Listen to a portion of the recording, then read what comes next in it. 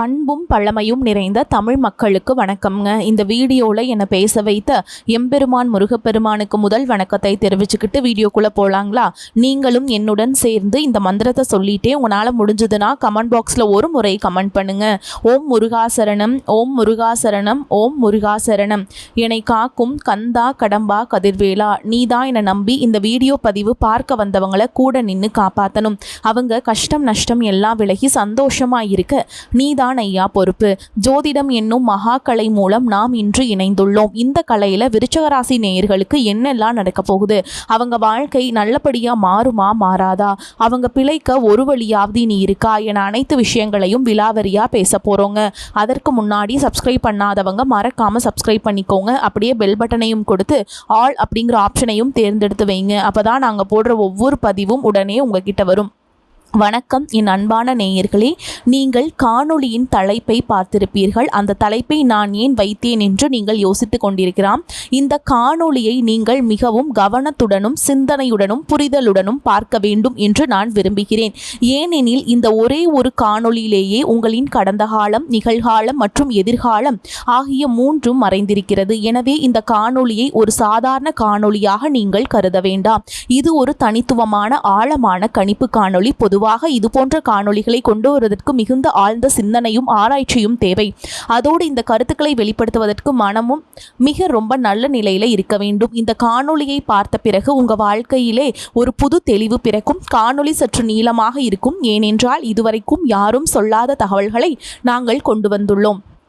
என் அன்பானவர்களே, முதலில் ஒரு முக்கியமான தகவலை நான் சொல்லிவிடுகிறேன். மே மாதம் 2025 உங்களின் முந்தைய வாழ்க்கையை பற்றி நீங்கள் அதிகமாக நினைத்து கொண்டிருக்கிறீர்கள்.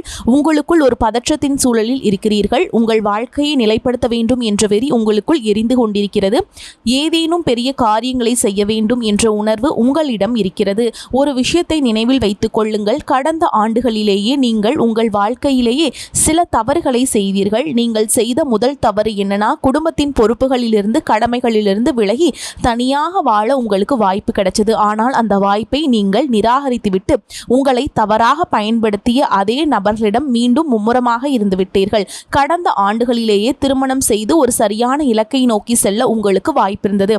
ஆனால் நீங்கள் உங்களை தாமதிய வாழ்க்கையிலேயே அல்லது ஒரு உறவில் ஈடுபட ஒரு தவறான தேர்வை செய்தீர்கள். மேலும் அது உங்கள் வாழ்க்கையை நரகமாக்கி விட்டது. ஏனெனில் வாழ்க்கையில ஏதாவது சாதிக்க இதுவே சரியான வாய்ப்பாக இருந்தது. ஆனால் நீங்கள் ஒரு உறவில் கட்டுப்பட்டு விட்டீர்கள். அதிலிருந்து உங்களால் இதுவரை நிம்மதியாக இருக்க முடியவில்லை. நீங்கள் இப்பொழுது அனுபவித்துக் கொண்டிருக்கும் துயரம் அங்கிருந்துதான் தொடங்கியது. திருமண வாழ்க்கையில குழப்பங்கள் நீடித்தன. தொழிலில் அவ்வளவு பெரிய வளர்ச்சி இல்லை. குடும்ப பொறுப்புகள் உங்களை தொந்தரவு செய்தன. உங்கள் சுதந்திரமான வாழ்க்கை எங்கோ நீங்கள் அழித்து விட்டீர்கள். நீங்கள் மற்றவர்களின் கட்டுப்பாட்டின் கீழ் இருக்க பழகிவிட்டீர்கள். அந்த கோபம்தான் உங்கள் வாழ்க்கையில் 2025 ஆண்டிலிருந்து வெளிவர தொடங்கியது. 2025 ஆண்டின் ஆரம்பத்திலும் இதுவே உங்கள் நிலைமையாக இருந்தது. பணம் வந்து கொண்டிருந்தது. நீங்கள் ஒரு உறவிலேயே இருந்தீர்கள். ஆனால் உங்களுக்கு மோசடி நடந்தது. பணத்தின் மதிப்பை பற்றி உங்களுக்கு தெரிந்தது. நீங்களே எப்படி சமாளிக்க வேண்டும் என்பது உங்களுக்குள்ள வந்தது. ஆனால் இதற்கு மத்தியிலேயே உங்களுக்கு ஏமாற்றம் ஏற்பட்டது. நீங்கள் கடன்பட்டீர்கள். குடும்பத்திலேயே சண்டைகள் ஏற்பட்டன. சிலர் உங்கள் பணத்தை அபகரித்து கொண்டனர். சில தவறானவர்களுடன் நீங்கள் பழக நேர்ந்தது. குழந்தைகளை பற்றிய சூழல்கள் மோசமடைந்தன. தந்தையிடமிருந்து தூரம் ஏற்பட்டது. சகோதர சகோதரிகளை பற்றிய சூழல் மோசமடைந்தது. வாழ்க்கை துணையும் சண்டைகள் ஏற்படுத்தி கொண்டிருந்தனர். ஆனால் இப்பொழுது பாருங்கள், உங்க வாழ்க்கையில மாற்றம் வர தொடங்கியுள்ளது. உங்களை விட்டு பிரிந்து செல்ல போகும் உறவு என்று நான் எழுதியுள்ளேன். அது தண்டனை அல்ல, அது ஒரு ஆசீர்வாதம். நீங்கள் இத்தனை நாட்களாக பிடித்து கொண்டிருந்த, உங்களை அழுத்து கொண்டிருந்த சில மனிதர்கள், சில நினைவுகள் அல்லது பழைய பழக்கங்கள் விலகி போகின்றன. இந்த விடிவு காலம் உங்கள் வாழ்க்கையில் ஒரு புதிய வாசலை திறக்கப் போகிறது. உங்களை உண்மையாக மதித்து நேசிப்பவர்கள் மட்டுமே இந்த 2026 ஆண்டில் உங்கள் வாழ்க்கைக்குள்ளே வரப்போகிறார்கள். எனவே பயப்படாதீர்கள். இது ஒரு முடிவல்ல, இது உங்கள் புதிய ஆரம்பம். இந்த 2026 வருஷத்துடைய மிகப்பெரிய சிறப்பு என்னவென்றால் குரு பெயர்ச்சி தான். குரு பார்த்தோம்னா 11 வருடம் கழித்து மீண்டும் கடக ராசியில உச்சமாக போறார். எனவே இந்த வருடத்துல ஜூன் 1 நிகழ இருக்கக்கூடிய குரு பெயர்ச்சி ஒரு மிகப்பெரிய எதிர்பார்ப்பை ஏற்படுத்தி இருக்கிறது.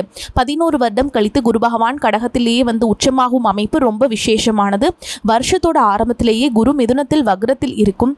அதனால் பின்னர் மார்ச் 9 வக்ர நிவர்த்தியாகி நேர்கதியில பயணம் பண்ணுவார். அதன் பிறகு ஜூன் 1ஆம் தேதிக்கு பிறகு குரு பெயர்ச்சியாகி கடகத்தில் வந்து உச்சமாயிடுவார். அதாவது டிசம்பர் 5ஆம் தேதி பார்த்தோம்னா கேது கடகத்துக்கும் ராகு மகரத்துக்கும் இடமாற்றம் ஆவார்கள்.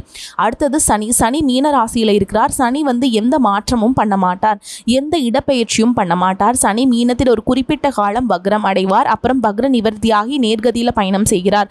இந்த வருடத்துக்கு பொறுத்தவரையில் குரு பார்வையில் சனி பகவான் இருக்கிறார். இது ஒரு சிறப்பான அமைப்புங்க. உச்ச குருவுடைய பார்வையில் சனி இருக்கிறது. இதையும் நமக்கு ஒரு சாதகமான விஷயமா எடுத்துக்கொள்ளலாம்.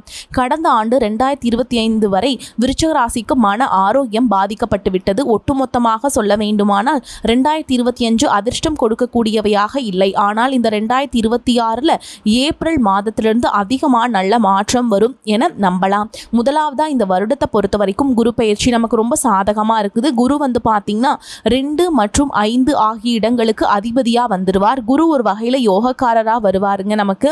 எனவே குரு அஷ்டமத்திலிருந்து விலகி பாக்கியஸ்தானத்துக்கு 9ஆம் இடத்துக்கு வருவது ரொம்ப நல்லது.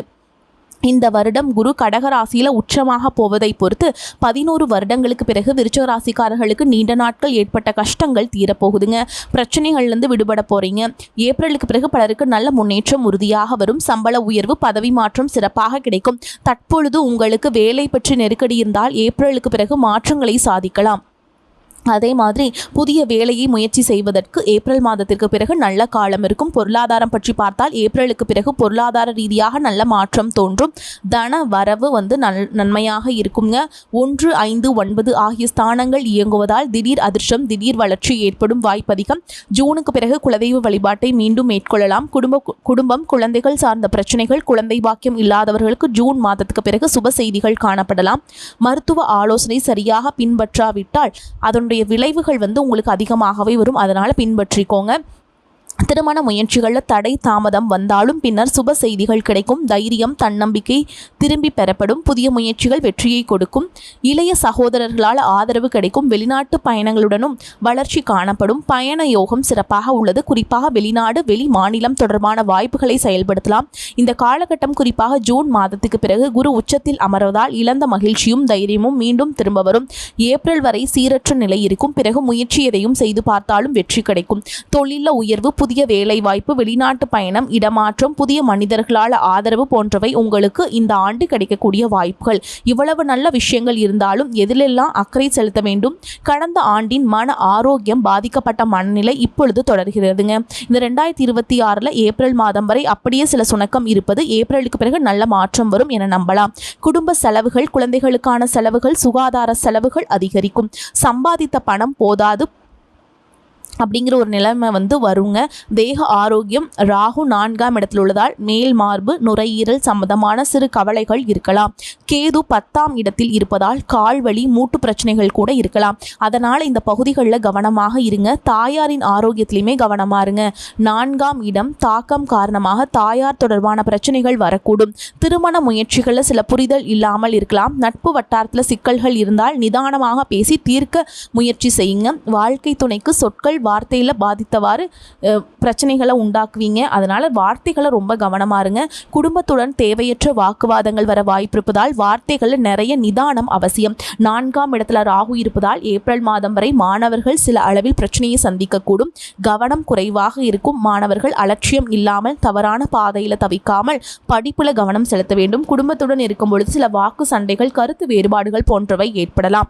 வாகனங்கள், வீடு, சொத்து தொடர்பாக 4ஆம் இடம் ராகு தாக்கம் விதிக்கும். வாகனம் வாங்குவது, பெரிய தொகைக்கு கடன் எடுத்தல் போன்றவை இன்னும் கவனிக்கப்பட வேண்டும்.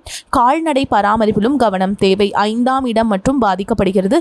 பிள்ளைகள், மனநிலை, புத்தி, காதல் உறவு, பூர்வீக சொத்து, இந்த 5 துறைகளிலுமே தொந்தரவுகள் வரும். மேலும் நான் சொல்ல விரும்பும் மிக முக்கியமான விஷயம், சிறிது தர்மத்தை நோக்கி செல்ல தொடங்குங்கள். அமைதி கிடைக்கும். உங்கள் வாழ்க்கை இங்கிருந்து சரியாகிவிடும். 2026 ஒரு புதிய ஆரம்பம் காத்திருக்கிறது. இனி எல்லாமே நல்லதாகவே நடக்குங்க. விருச்சிக ராசிக்காரங்களே, அதிர்ஷ்டம் தரும் காலகட்டம். எதிர்பாராத பணவரவுக்கும் பொருள் சேர்க்கைக்கும் வாய்ப்பு இருக்குதுங்க. சிலருக்கு சில நிபந்தனைகளுடன் சிறிய பயணம் மேற்கொள்ளவும் அதன் மூலம் ஆதாயம் பெறவும் வாய்ப்பு இருக்குது. சகோதரர்களால் சில சங்கடங்கள் ஏற்படும் என்றாலும் அதனால் பாதிப்பு எதுவும் இருக்காது.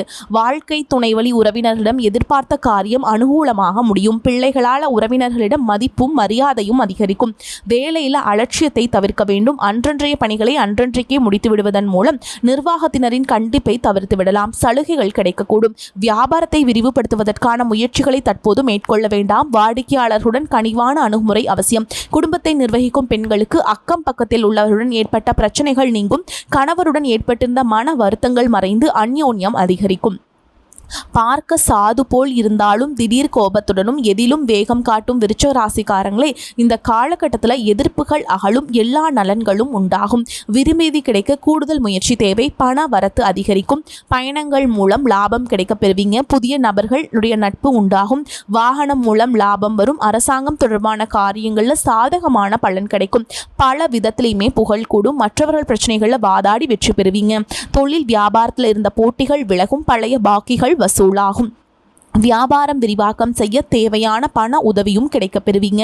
உத்தியோகத்தில் இருப்பவர்களுக்கு நிலுவையில் இருந்த பணம் வந்து சேரும். மேல் அதிகாரிகளுடைய உதவிகள் கிடைக்கும். சக ஊழியர்கள் மத்தியில் இருந்த எதிர்ப்புகள் விலகும். குடும்பத்தில் மகிழ்ச்சி நிலவும். உறவினர்கள் வருகை இருக்கும்.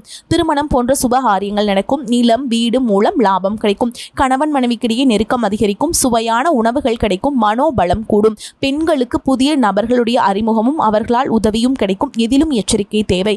பயணம் செல்ல வேண்டியிருக்கும். கலைத்துறையினர்களுக்கு வெளியூர் பயணம், அதன் மூலமும் அலைச்சல் உண்டாகலாம். காரியங்கள் அலைச்சலுக்கு பின் நடந்து முடியும். தேவையான பண உதவி சற்று தாமதமாக கிடைக்கலாம். தொழில் தொடர்பாக எதிர்பார்க்கும் உதவிகள் கிடைக்கும். அரசியல் துறையினர்களுக்கு வீடு வாகனம் தொடர்பான செலவுகள் ஏற்படலாம். தீ ஆயுதங்களை கையாளும் பொழுது கவனம் தேவை. உதவிகள் செய்யும் பொழுது ஆலோசித்து செய்வது நன்மையை தரும்.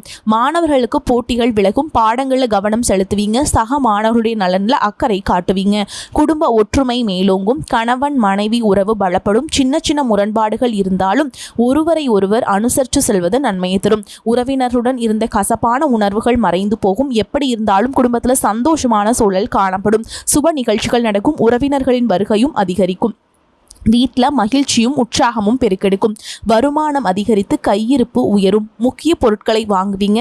நகை வாங்கும் ஆர்வம் அதிகரிக்கும். ஆபரண யோகம் உண்டாகும். வீட்டிற்கு தேவையான மின்சார பொருட்களை வாங்குவீங்க. மின்னணு சாதனங்களையும் கொள்முதல் செய்வீங்க. உறவுகளால் நன்மைகள் உண்டாகும். வீட்டில் உள்ளவர்களின் ஆசையை நிறைவேற்றுவீங்க. வெளியூர் பயணங்கள் மேற்கொள்வீங்க. குடும்பத்துடன் சந்தோஷமாக புண்ணிய தலங்களுக்கு சென்று தரிசிக்கும் வாய்ப்பு உண்டாகும். பிள்ளைகளின் நலனுக்காக அரசியல்வாதி ஒருவரின் சிபாரிசை நாட வேண்டியிருக்கும். வேலை இடத்துல அதிகமாக உழைப்பை போட வேண்டிய சூழல் உண்டாகும். நிதானமாக வேலை பார்க்க வேண்டும். இடமாற்றம் ஏற்படுவதற்கான வாய்ப்புண்டு. அதிகாரிகளின் ஒத்துழைப்பு கிடைப்பது கடினம். மாத இறுதியில் அரசு பணியாளர்கள் மிகவும் கவனத்துடன் வேலை பார்க்க வேண்டும்.